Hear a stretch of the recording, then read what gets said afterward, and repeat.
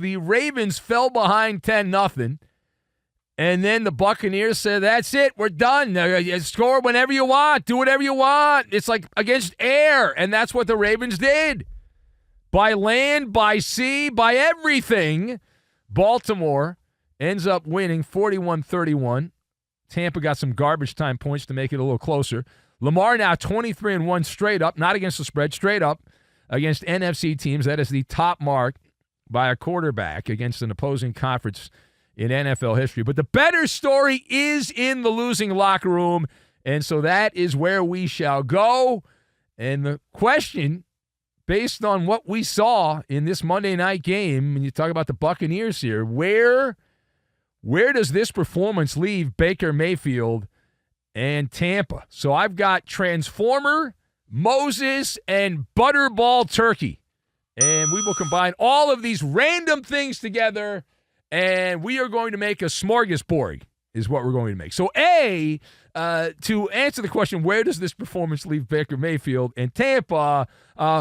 Rather quiet, right? Doing some soul searching, I would say. That would be a phrase I would use here. This is one of those, what have we done? What are we doing? And where are we going situations during the NFL season? Because Baker Mayfield, and maybe it's just my TV. I don't know. Maybe I have a bad TV. However, it certainly appears that what I'm watching from Baker Mayfield recently is a regression in front of my face, in front of my schnoz. Am I the only one seeing this? Am I the only person seeing a Baker Mayfield regression? That this chicken soup for the soul story of Baker Mayfield turning his career around in Tampa, at this point, it's no longer delicious chicken soup. It's borscht is what it is, right? It's just, boom. It's terrible. Baker Mayfield is a transformer. He's more than meets the eye.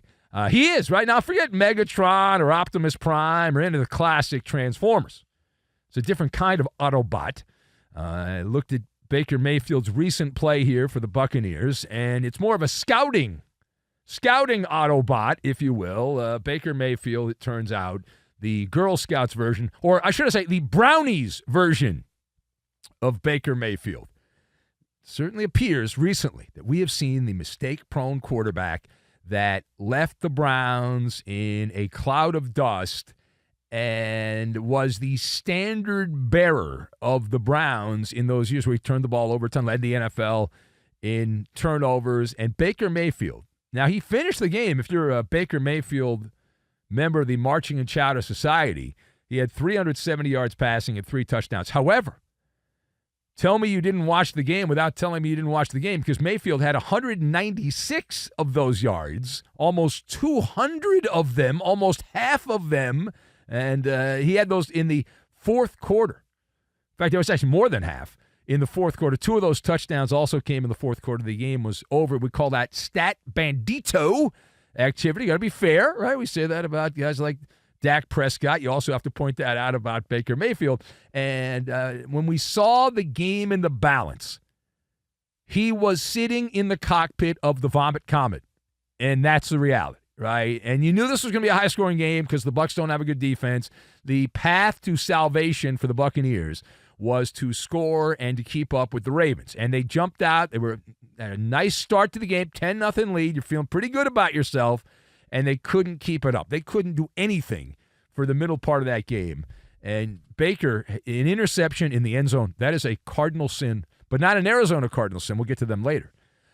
2 official interceptions. By my count, I jotted down on my little note thing on my phone, there were 2 other passes that Mayfield threw that shoulda, coulda, woulda been intercepted that were either dropped or bounced off a Raven defender. So it was a bad, bad night. And then you have the Gila Monster in the room. What was the Gila Monster in the room?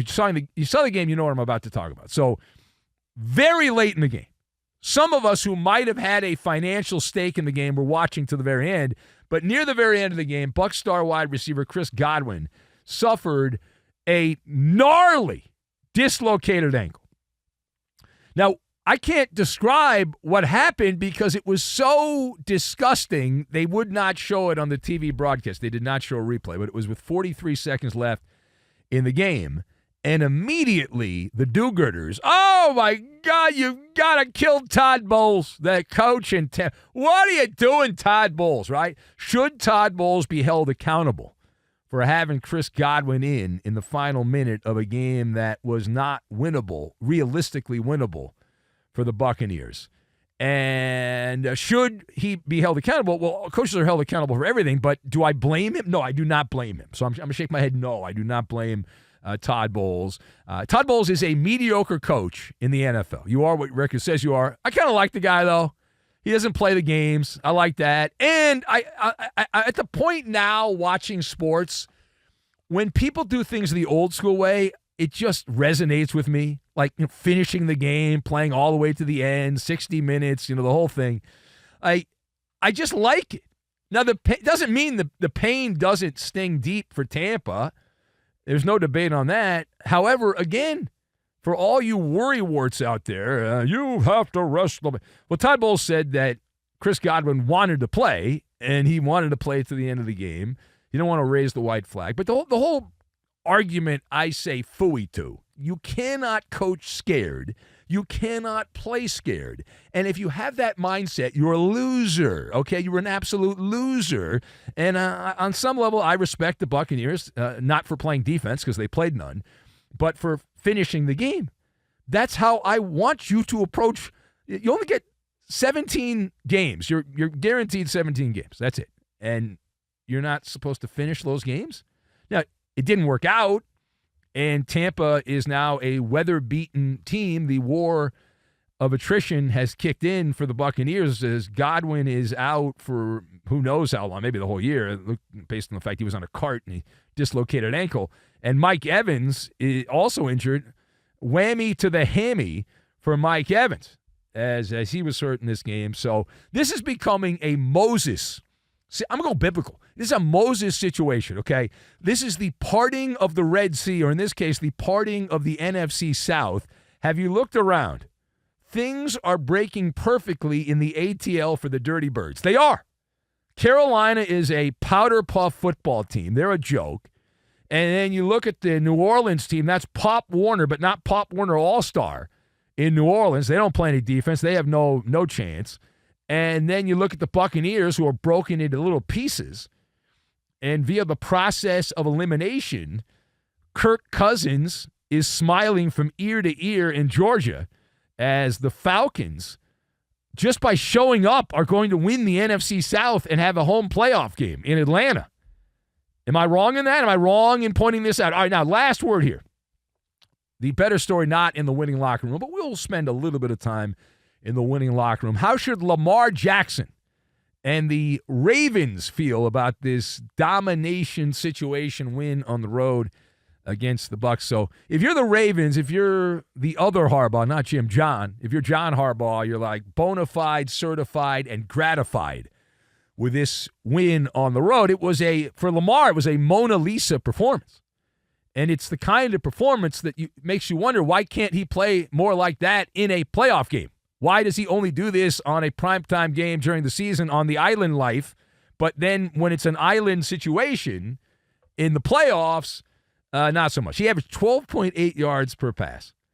And Lamar, I'll tell you what Lamar looked like in that stretch where they scored 34 unanswered points. Lamar looked like he was at Thanksgiving in the kitchen. He had a carving knife, and he was carving up a butterball turkey on Thanksgiving. That's what he looked like. I mean, wowzers.